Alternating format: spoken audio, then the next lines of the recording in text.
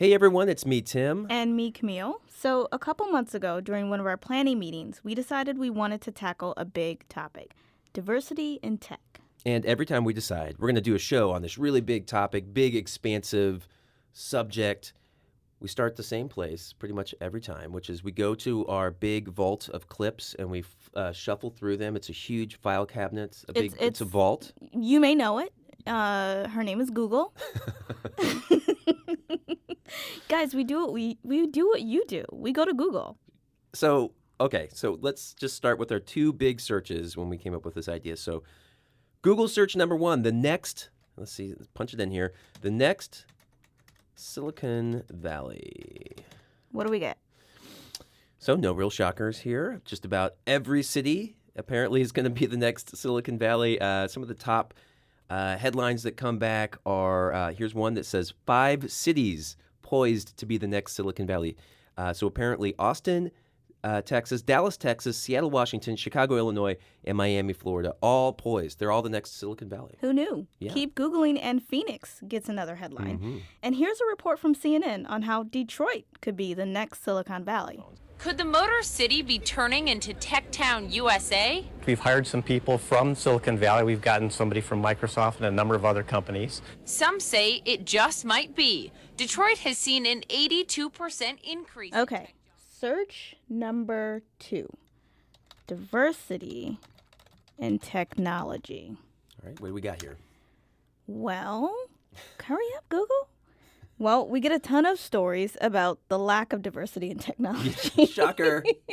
We knew that, but we do our due diligence. So lots of stories, lots of headlines, and even a video from this one from Intel about how the company is trying to diversify its workforce. If we want the technology industry to define the future, we must be representative of that future.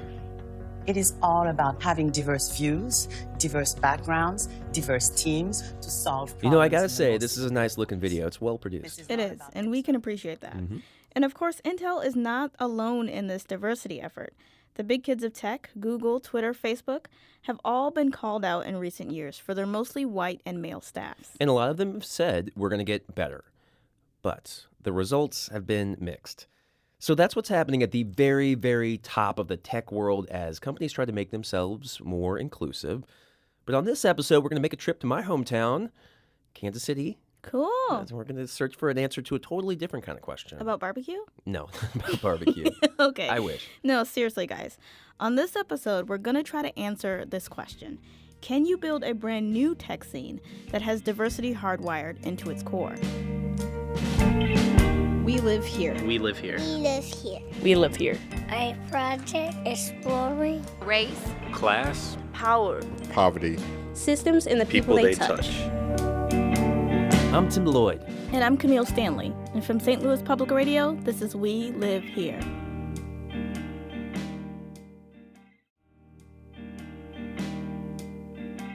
Like we mentioned, we're going to be spending a lot of time in Kansas City on this episode. So now would be a good time to introduce you to our tour guide, Lisa Rodriguez. Lisa's a reporter at KCUR, the public radio station in Kansas City. How's it going, Lisa? Hey, guys. It's going great. Cool. All right, so let's get started. What's the local tech scene look like in Kansas City? Well, you won't be surprised to hear that just like about everywhere, Kansas City wants to become a hub of entrepreneurial activity. Here's Kansas City Mayor Slide James speaking at the White House earlier this year. I don't create jobs. We simply try to build an environment in which jobs can foster, and we've done that by promoting entrepreneurism and startups. So you get the picture. We get the picture. Mm-hmm. But is it safe to assume that, again, like other cities in the country, the tech scene in Kansas City is also lacking in diversity? Yeah, I mean, it's like a lot of other cities across the country. It's mostly white and mostly male. But I'm going to be telling the story of one guy who isn't waiting on the tech giants to make the tech industry more inclusive for Black and brown entrepreneurs. His name is V. Weiser Dixon, and he goes by V for short. His whole childhood is encapsulated in about 1 square mile around Kansas City's historic Jazz District. And the first time I met him, he gave me a tour of his old neighborhood. So we hopped into his old minivan, accompanied by his 8-year-old grandson, Roman. Roman, you're going to have to be quiet now, okay? Because you're on the radio, all right? Me? No, yeah, you have to be quiet. I think you're going to be on the radio. And as we start making the rounds, it seems like everyone around here knows V. People waved to us from their cars. Hey, man. All right. We dropped into a local barber shop where the owner, Joey, sang his praises. Yeah, V for president. V for president? Yeah. Yeah. And we popped into several offices to say hello. Gentlemen of the jury. Hey, what's up? I brought somebody in here. They want to interview you guys. Oh, really? We get back into his minivan and continue our tour. We drive past his old elementary school. This is where I went to school right here. Right here on this tree, you'll see my initials and my first girlfriend's initials right here on this tree right here. When was that? What grade were you in? I believe I was more like in the maybe 3rd grade or 4th grade, something like that. I was a bad little boy. This was back in the 1950s and 60s, and at the time, V's neighborhood, the Jazz District, was one of the city's most vibrant black neighborhoods. African Americans had ownership.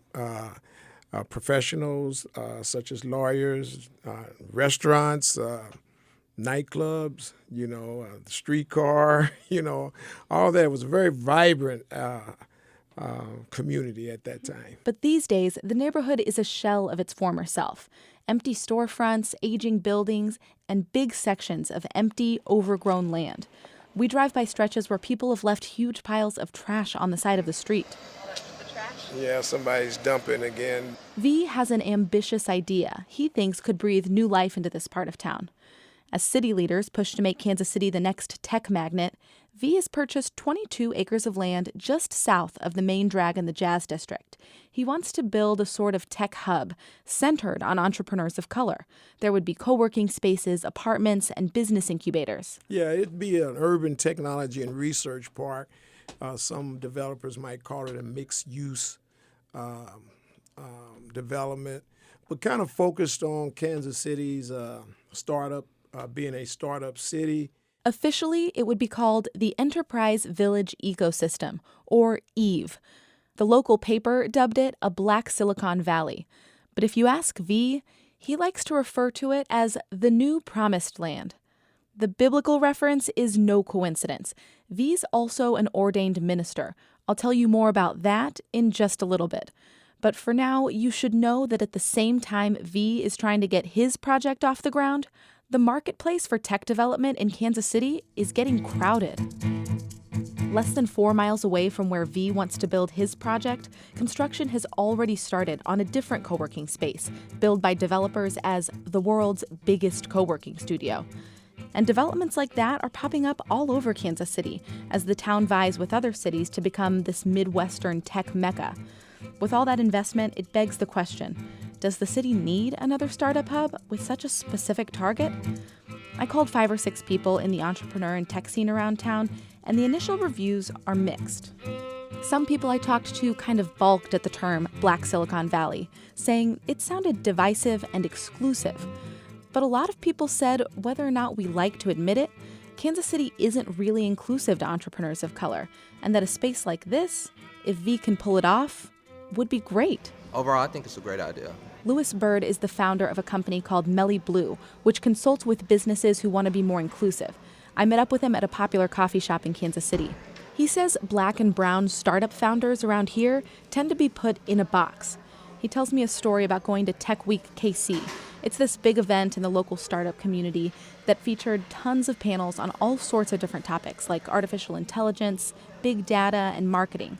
But most of the black and brown entrepreneurs, including Lewis, were all on the same panel, the diversity panel.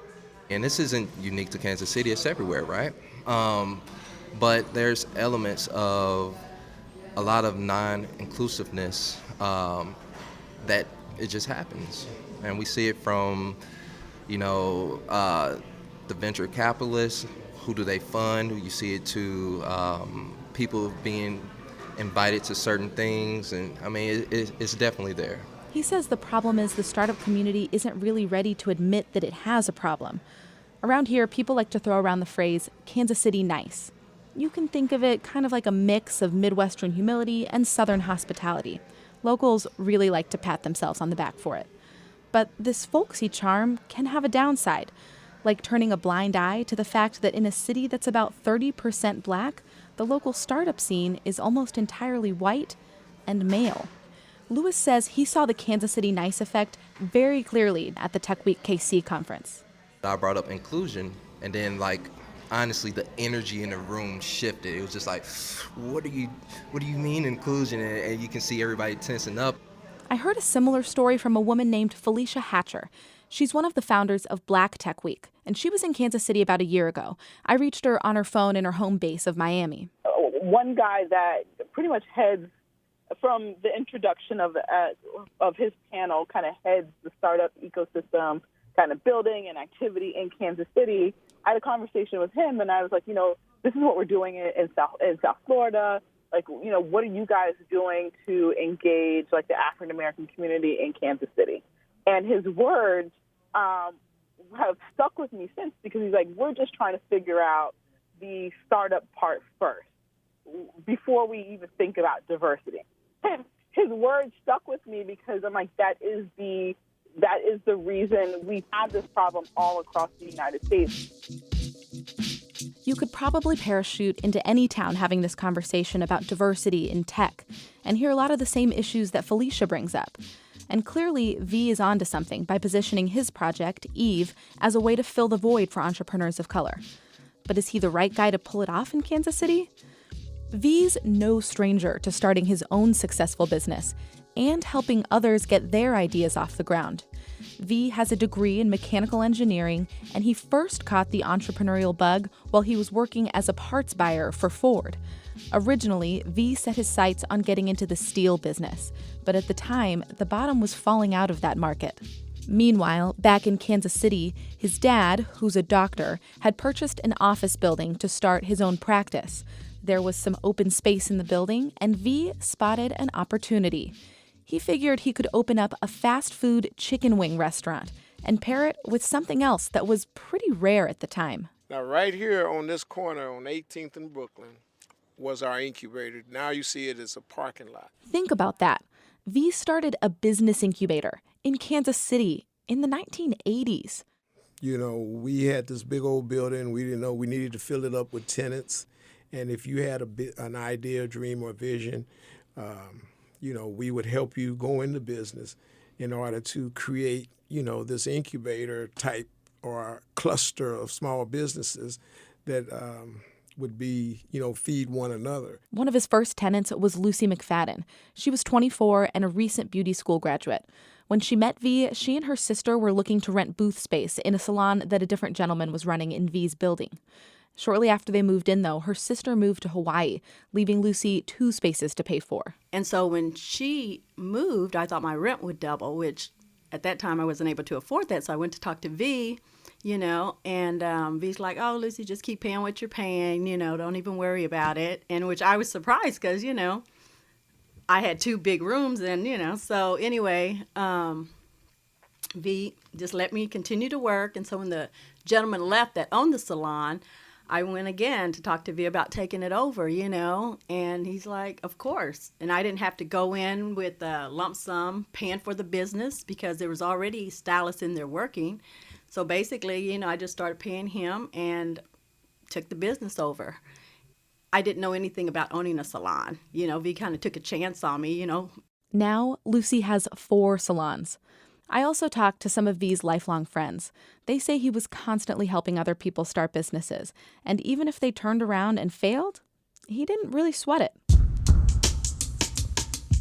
But while he was also having this success in business, he still had a pretty big internal conflict. Remember when I mentioned that V is also a minister? Well, that's actually been a bit of a struggle for him. See, V's always grappled with this idea of wanting to dedicate his life to God and wanting to run a business. You can't serve God and money at the same time. You're going to love one or hate the other. How hard it is to serve 2 masters. You're going to love one or hate the other. And so it was taught to me, the elders that I grew up that, hey, either you got to be in business and be a businessman, or you got to be a preacher or whatever it is that you've called to do in ministry, but you can't mix the 2. Eventually, V says he had to make a choice. I had a call of God on my life. And that call would take him far from Kansas City. V went to Egypt to get ordained and then was a minister in the Virgin Islands. His big break from business lasted about 10 years. Then in 2004, V made a move again, this time back home to Kansas City. And he wasn't thrilled with what he saw. It seemed as if his old neighborhood, the Jazz District, had been left behind other parts of the city. So he approached his friends at the Black Economic Union, opened an office, and quietly acquired about 22 acres of land he wants to transform into EVE, the Enterprise Village ecosystem. V says he's finally reconciled that he doesn't have to be behind the pulpit to serve God. I've always seen Jesus, even as a little boy, in the marketplace. He didn't have a church home. He did all his miracles in the marketplace. He healed the sick, the blind, and all the above that know about his works.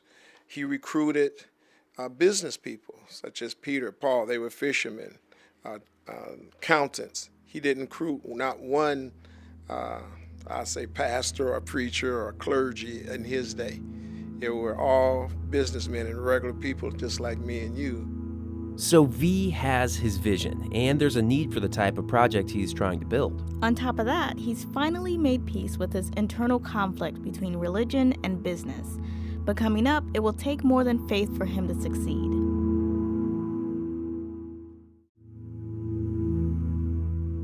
We've heard all about V's plan to transform Kansas City from Barbecue City to Black Silicon Valley. But is it realistic?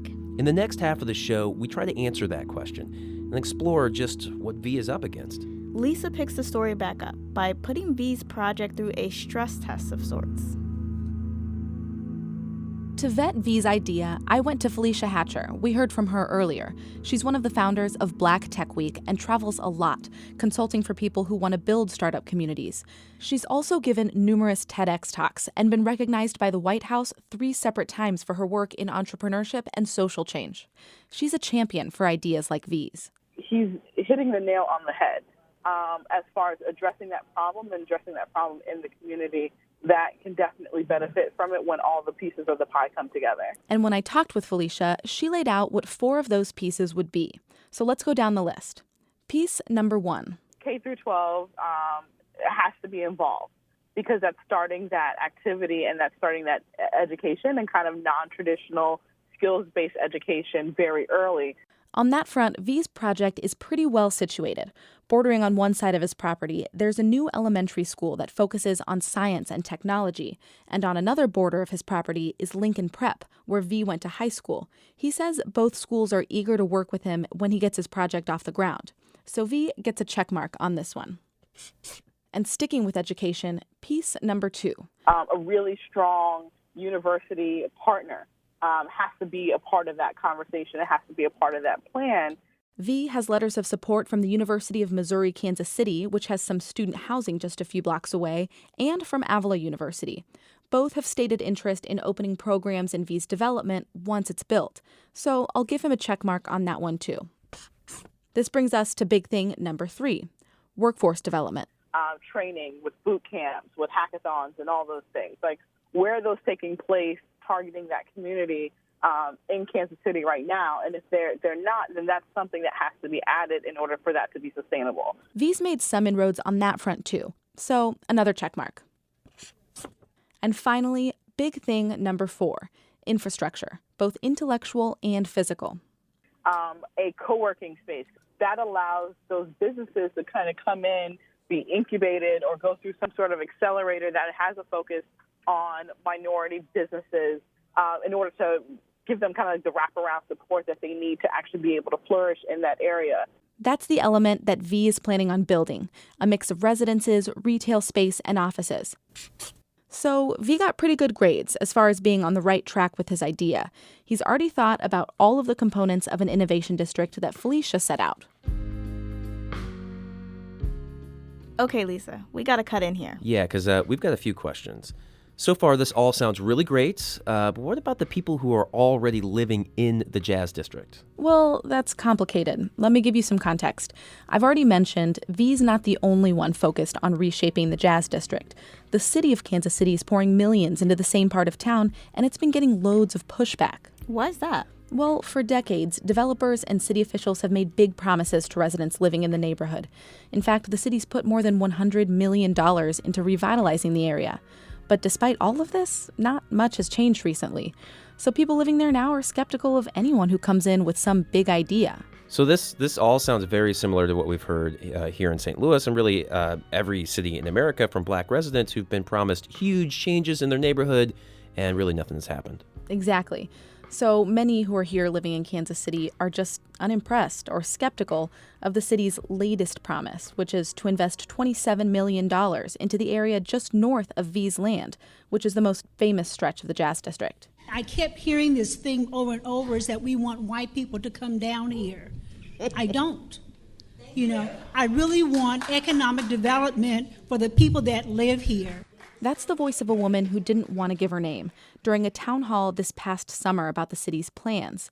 KCUR, the public radio station I work for, hosted the forum to give residents a chance to talk about the city's plans for the Jazz District. And a lot of speakers, like Gaylord Kushine, say redevelopment plans aren't designed with current residents in mind. There's only one segment of people here that are going to be able to enjoy it, and they won't look like us. And here's Marvin Lyman, he's the president of the Black Economic Union, pointing out how slow progress has been in the Jazz District, which is mostly black, compared to northern parts of Kansas City, which are mostly white. It's amazing how Zona Rosa popped up. It's amazing how Briar Cliff popped up. It's amazing how all these other developments pop up, and they're not 5 years, one business, 5 years, another business. 5 years, now we need a parking garage. Some of us just can read just a little bit to understand economic development.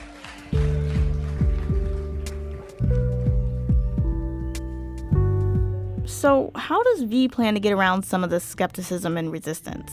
Well, remember, he's got a couple of things in his favor. First, almost all of the land he wants to build on is currently empty. It's covered in overgrown brush. So no one would be forcibly removed from their homes or anything like that. Right. The second thing that works to V's advantage is that he's an insider, and he thinks that's going to help him cut through the infighting among various groups in the area and get things done with the help of local leaders who, quite frankly, look like him. You got a black mayor, you got black county legislator, you got black council people. You know, as far as politics is concerned and development is concerned, all these things, if you go to any other city, how many times do we have that the stars line up like that to where we can really make some things happen? We've got several wealthy business people that could come down here, and if we can all just sit down and join hands and say, we're going to figure this thing out, and we're going to make some things happen. And I believe in them. I believe that they will. I think they're starting to see that. Maybe I live in this hocus pocus dream world, but that's my prayer. Which brings us right to V's biggest challenge, money. I asked him on multiple occasions whether he had investors lined up to pay for this, and I never really got a good answer. His response was always, "We're getting ready to close the deal." I know he's counting on the city to pitch in at some point, but the more people I talk to, the less confident I am that the city will actually come through with any funding at all.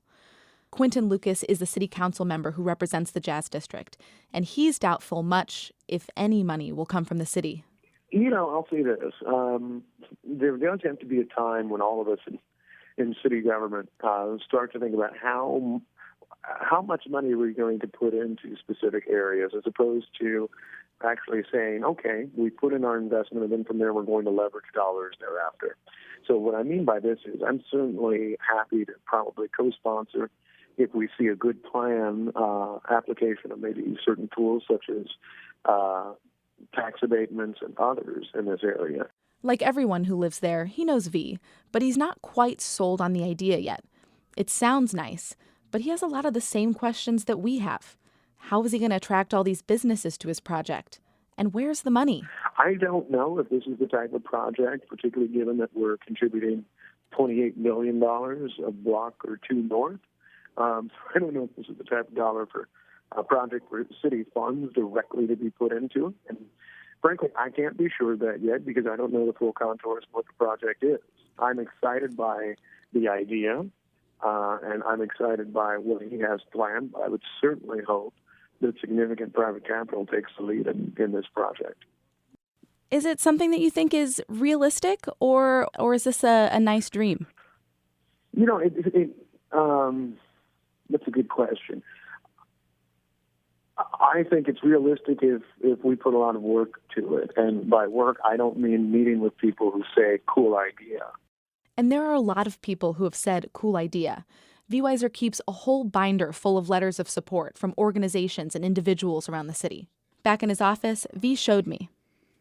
People that want to join in with us as we build this is the National Association for Black Veterans.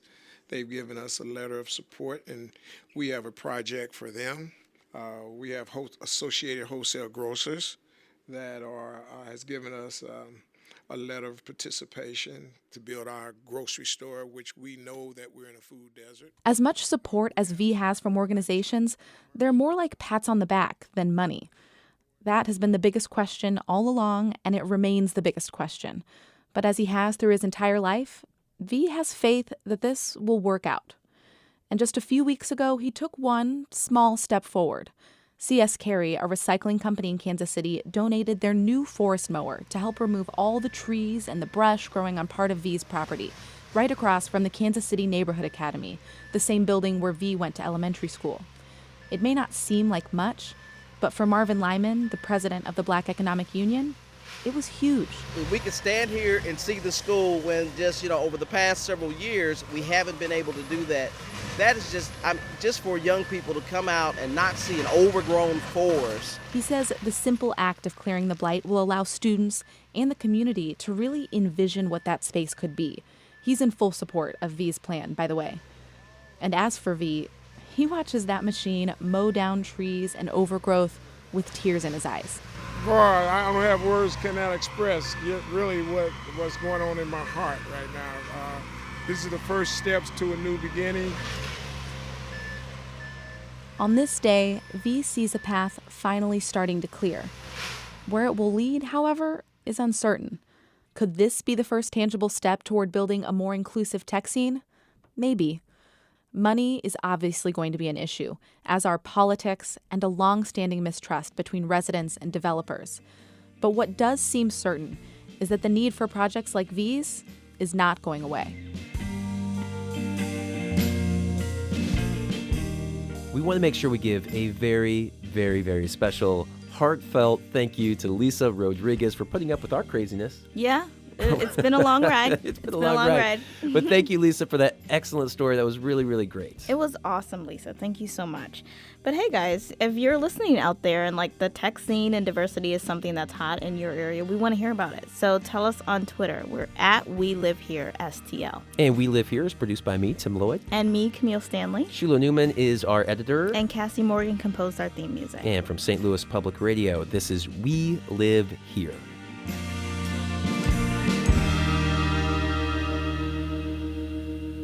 So, hey guys, you made it to the end. Thanks so much. But we forgot one thing. We recorded this show before the election, and we know that you guys probably want to talk about it. So we want to hear all about how you are feeling. So give us a call or leave us a text or a voicemail at 314-328-9484. And you can also hit us up on the Twitter at We Live Here STL. Any thoughts you've got about anything related to the election? Wide open, right? Wide open. All right. What's that number again? 314-328-9484. I had to look because, nobody knows anybody's numbers these days. We don't even know our number. Put it in your phone. Yes. Thanks, guys. Bye. Support for this podcast comes from the Corporation for Public Broadcasting. From PRX.